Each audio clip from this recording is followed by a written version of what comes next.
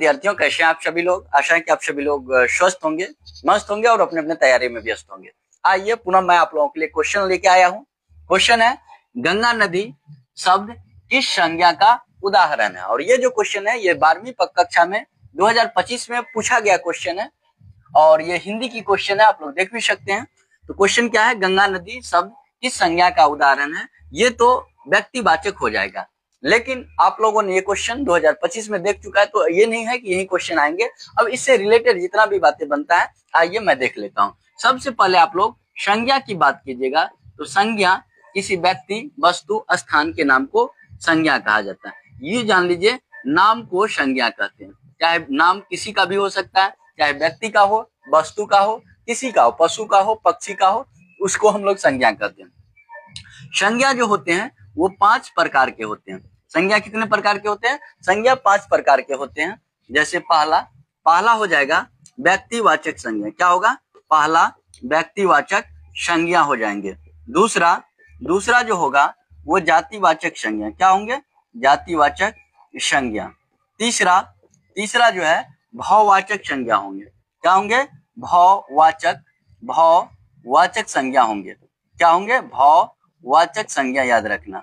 उसके बाद चौथा होगा द्रव्यवाचक संज्ञा। क्या होगा? द्रव्यवाचक संज्ञा। और पांचवा की बात करें तो पांचवा जो है वो समूहवाचक संज्ञा। क्या है? समूहवाचक संज्ञा।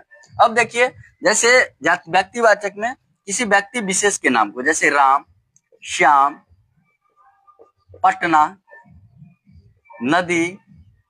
नदी में जैसे कोई मान लीजिए गंगा या फिर कोशी, ये सब जो है नाम, स्पेशल नाम होता है, वो व्यक्तिवाचक संज्ञा में आते हैं। जातिवाचक में जैसे पूरे जाति का बोध होगा, जैसे गाय, पक्षी, गांव, ये सारा का सारा जातिवाचक संज्ञा होगा। भाववाचक में क्या होगा कि भाव मात्र का बोध होगा। जैसे कोई चीज खाते हैं हम लोग तो नमकीन लगता है, कोई चीज खाते हैं मिठास लगता है ना, कड़वा लगता है। इन चीजों को हम लोग भाववाचक संज्ञा में रखेंगे।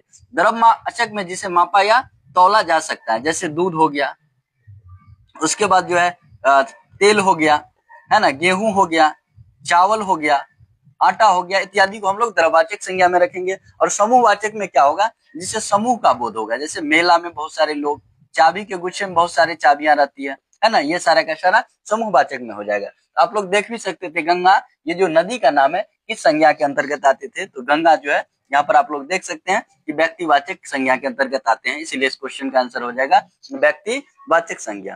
तो आशा है कि आप लोग इन टॉपिक को समझ लिए होंगे और इसी तरह की क्लास करना चाहते हैं तो YouTube पे जाइए और KSCC क्लास